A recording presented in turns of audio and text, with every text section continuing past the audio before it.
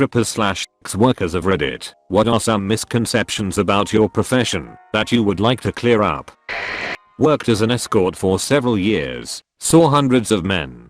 99% of customers were respectful and well-mannered. When a guy knows you can walk out at any moment and leave him totally blue-balled if he misbehaves, he won't too. Job is boring as shit. Sex workers who tell you about their job like it's exciting typically haven't been doing it for very long. Just my experience. 3. I had a UT once, otherwise no STDs. 0. Never. What's the difference between an escort and a prostitute? A coworker of mine got arrested after drunkenly getting into an altercation with an escort who, after accepting his money, declined sex because she isn't a prostitute. I obviously don't condone his behavior in any sense. I only ask because before hearing that story, I thought that escorts and prostitutes were the same thing. Prostitute, illegal in the US.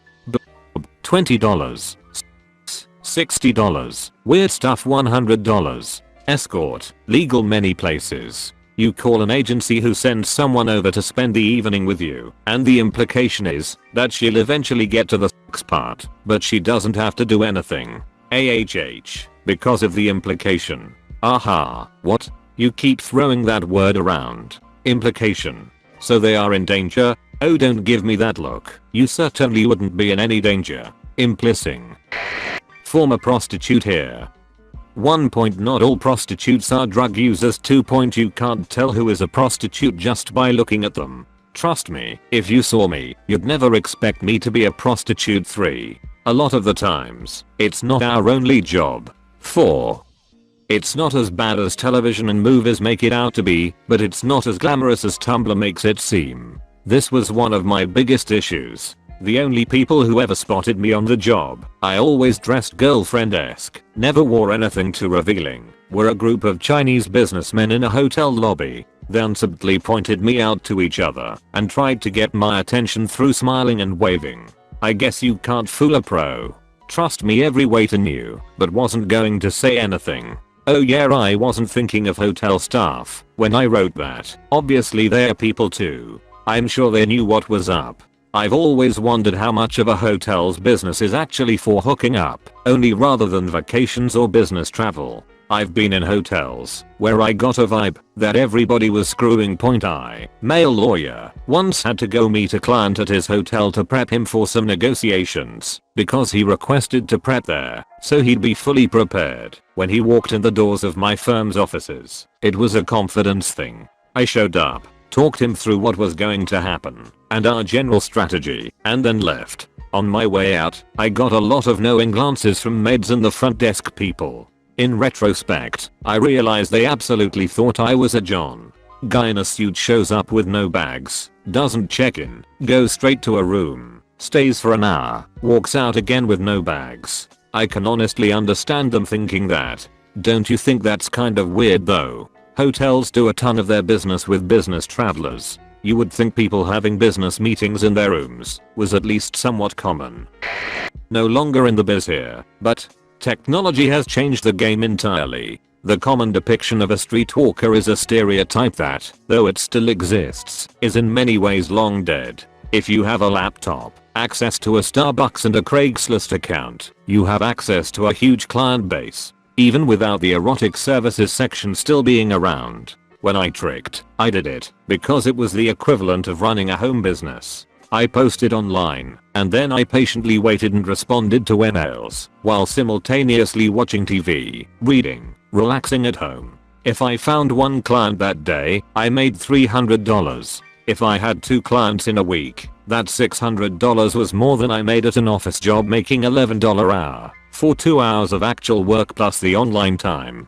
I always put it this way, day laborers get hired at way less than minimum wage to use a variety of body parts. Their back, their knees, their necks get strained and overworked, and they're basically treated like dirt along the way. I used a few of my body parts, got paid through the roof for minimal effort, and was treated with courtesy and respect 99% of the time. I would totally do this, but I'm too afraid to have people come over to my house, because then they know where I live, and I'm a single woman living alone in an unsecure building with external windows etc. I guess that's the point of no-tell motels. Get a cheap room, and, while it takes a cut out of whatever you receive, it gives you the safety of separating your actual home from your work. True, that didn't occur to me. Though looking into it, I now see the cheapest motel that is anywhere near me is $130 a night. Sigh. I suppose another option would be a cheap rental apartment somewhere for the same purpose.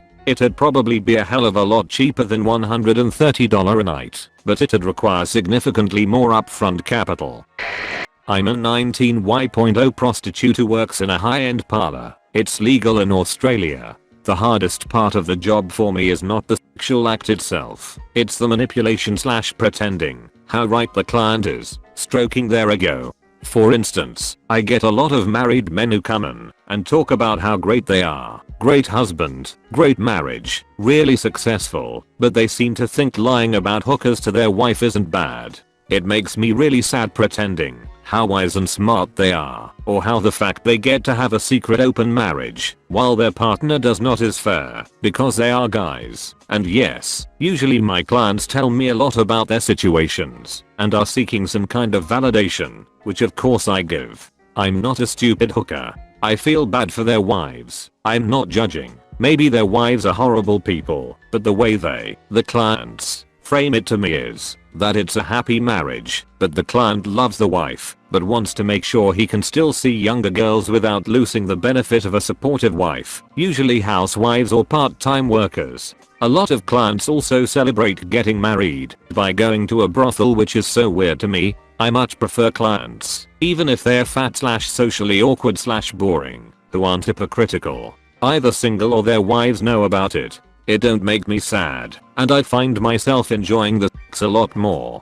For the clients I like, I usually go the extra mile and offer more extras to them. By the by, I do often enjoy the sex and have a lot of fun. Even if I'm not into the kink, it can be so fun seeing how excited the client gets.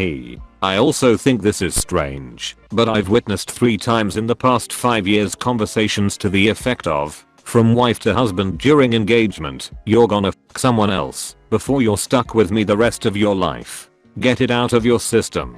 To each their own, I suppose. Very pragmatic. But yes, each to their own.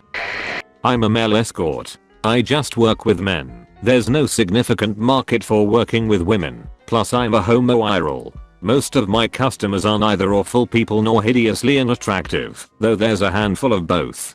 They tend to either be wealthy and busy enough that they don't want the hassle of searching out sex, or they have very specific kinks or preferences. The sex is largely average and unglamorous, even the weird kinky shit. It feels like work, but with a very high hourly rate, so better than most work. Mostly I like my job. Having said that, I genuinely like some of my customers as much as anyone else in a client-facing profession.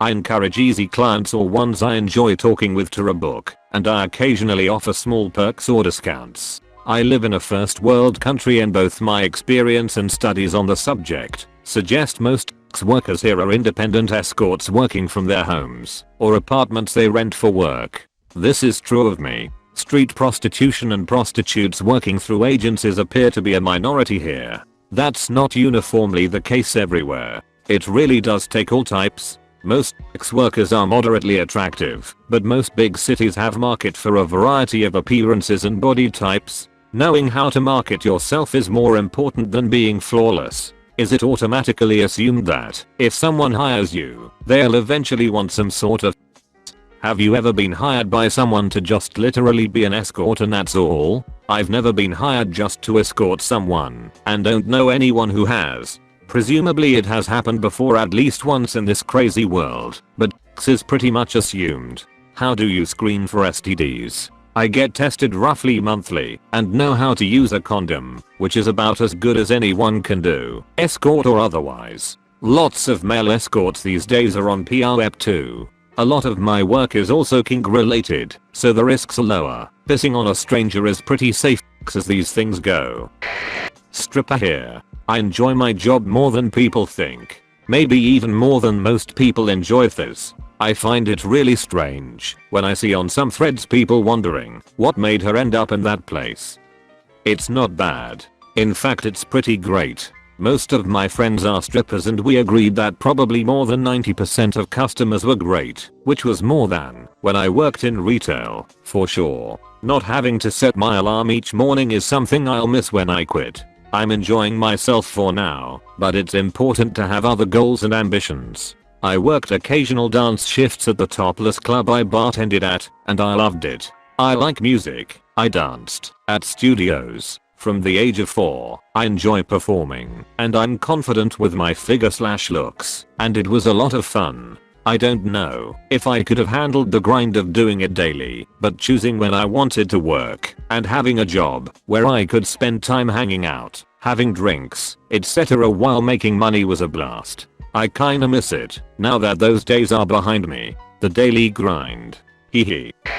Stripper here. We are not all drug addicts. Nor are we all prostitutes. Yes, I'm aware that the two can overlap.